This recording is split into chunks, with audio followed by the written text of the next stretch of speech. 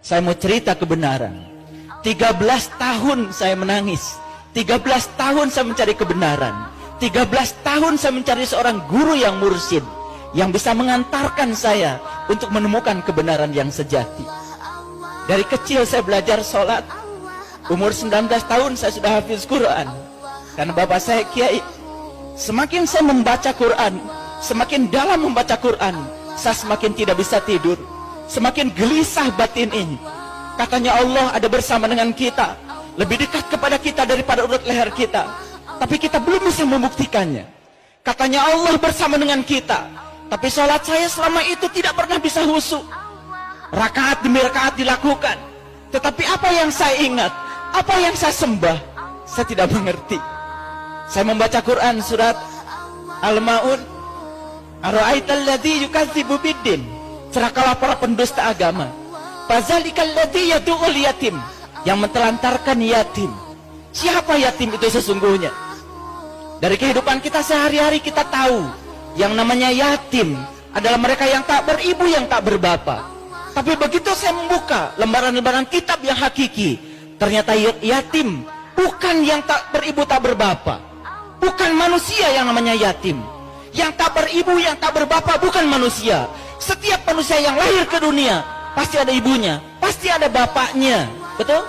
Cuman ada yang sudah meninggal, ada yang masih hidup. Siapa yatim itu sesungguhnya? Yang tak beribu, yang tak berbapa. Berarti yang yatim adalah yang tidak pernah dilahirkan. Siapa yang tidak pernah dilahirkan? Yang tidak pernah dilahirkan adalah jiwa kita. Yang tidak pernah dilahirkan adalah diri sejati kita. Itu yang tidak pernah dilahirkan. Itulah diri kita yang sebenarnya, yang ditiupkan langsung oleh Allah. Fa idza sawaituhu wa nafakhtu fihi min ruhi faqul lahu sajidin. Dan ketika aku telah selesai menciptakan tubuhmu, aku tiupkan ruhku. Itu yang yatim. Itu yang banyak ditelantarkan oleh kita. Salat kita cuma raganya saja. Jiwa kita di mana? Cipta kita di mana? Rasa kita di mana? Kita tidak pernah berhubungan dengan yang tiga, hanya berhubungan dengan raga saja. Lalu banyak rakaat yang dilakukan, tapi rakaat demi rakaat tidak membuat kesadaran kita semakin hari semakin bertambah. Tetap sakit hati kalau diomongin orang, tetap marah ketika orang marah kepada kita, tetap reaktif kepada situasi yang tidak kita inginkan, tidak pernah nyaman dalam kontradiksi. Kalau kita nyaman ketika kita mendapatkan yang kita ingin, itu biasa. Tapi kalau kita tetap nyaman dalam kontradiksi, mendapatkan yang tidak kita inginkan, tetap nyaman, itu ukuran spiritual. Disitulah ukurannya akhlak kita. Sholat bukan tujuan, tujuan kita adalah akhlak. Nabi Muhammad menjadikan sholat sebagai sarana untuk membangun akhlak. Saya bertemu dengan seorang guru yang mursyid, yang bisa mengajarkan cara meniti ke dalam diri, menemukan siapa diri saya, siapa Tuhan saya. Justru saya tidak menemukan di pesantren, tanpa menganggap rendah pesantren. Jadi kalau begitu, di mana sebetulnya ilmu agama yang sebenarnya itu ada? Saya cuma punya satu keyakinan, karena Allah dalam hadis qudsi mengatakan, para waliku ada di bawah naunganku, dan tidak ada mengenal seorang wali tanpa seizinku.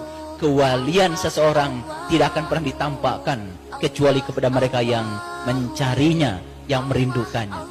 Saya cuma bisa mendoakan pada ibu bapak sekalian, semoga setelah ini bapak ibu bisa menemukan seorang pewaris ilmunya Nabi, yang bisa mengajarkan ilmunya Nabi. Seorang sahabat bertanya pada Rasulullah, ya Rasulullah, aku bahagia hidup sejaman dengan engkau, karena aku mendapatkan ilmu langsung dari tanganmu. Apa kata Rasul? Engkau bahagia karena hidup sejaman dengan aku, tapi jauh lebih bahagia umatku, kata Nabi, yang hidup tidak sejaman dengan aku, tapi mereka masih dapat ilmuku dari para pewarisku. Maka Nabi mengatakan, al-ulama warasatul anbiya. Ulama adalah mereka yang mewarisi ilmunya Nabi. Di mana ilmunya Nabi sekarang? Subhanallah. Yang menceritakan Allah banyak orangnya, yang tahu Allah sedikit orangnya. Yang mengaku menyembah Allah banyak orangnya, tapi yang diaku oleh Allah bahwa dia menyembah Allah sedikit orangnya. Allah sendiri mengatakan di Quran, "Sullatum minal awwalin wa qalilum minal akhirin." Yang beriman itu sebagian awalnya banyak, tapi setelah diseleksi oleh Allah, tinggal sedikit. Makanya dalam Al-Kahfi dikatakan, tinggalkan kebanyakan orang, cari gua yang bisa memberikan keselamatan. Masuklah pada kelompok yang sedikit.